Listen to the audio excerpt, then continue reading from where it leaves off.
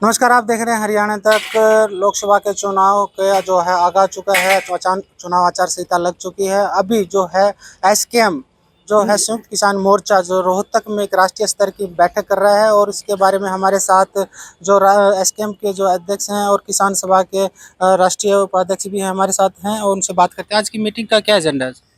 आज की मीटिंग का ये जो 14 मार्च को किसान मजदूर महापंचायत हुई थी रामलीला ग्राउंड में, उसके अंदर जो मूल रूप से निर्णय लिए गए थे उनको लागू करने की योजना आज बनेगी कि किस तरह से जो भारतीय जनता पार्टी को सबक सिखाने का जो वहाँ पर आह्वान किया गया, उसको नीचे के स्तर के ऊपर कैसे किसान मजदूर की एकता, फिर उसके साथ जो दूसरे तबके हैं उनको भी कैसे जोड़ा जाए। विद्यार्थी हैं, महिलाएं हैं, कर्मचारी हैं, युवा हैं, उनको जोड़ के और एक विस्तृत कार्य योजना बनाना। और चुनाव जो है वो जाति धर्म वगैरह का ध्रुवीकरण की बजाय असली जो आजीविका के रोजी रोटी के सवाल है ना, स्वास्थ्य शिक्षा के और लोकतंत्र के और हमारे देश के अंदर मतलब धर्म निरपेक्षता और संविधान का बचाव करने के लिए वो मुख्य एजेंडा रहे, ये हमारी चेष्टा रहेगी।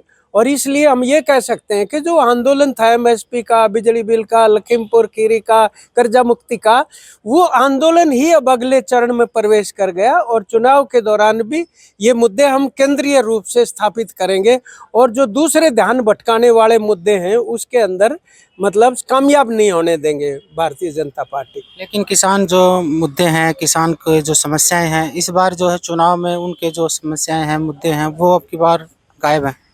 बिल्कुल भी गायब नहीं है। आप देखेंगे किसानों के अंदर बहुत ज़्यादा आक्रोश है इस बात को लेके।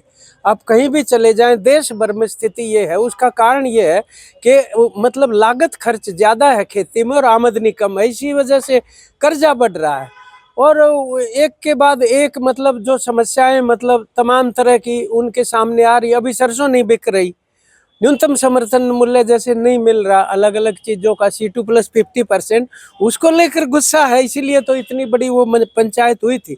और इस गुस्से को जो है हम मतलब अब एक तरह से चैनलाइज करेंगे, इसी को केंद्रीय रूप देते हुए दूसरे तबकों को उसके साथ जोड़ेंगे। चुनाव को मद्देनजर भी यहाँ पर कोई भी फैसला लिया जा सकता है। चुनाव में क्योंकि हमारा तो ये राजनीतिक पार्टी नहीं है, संयुक्त किसान मोर्चा जो है वो तो संघर्षों का मोर्चा है। तो हम इस चुनाव के अंदर भी मुद्दों को सामने लाना ही उस संघर्ष का हिस्सा समझते हैं।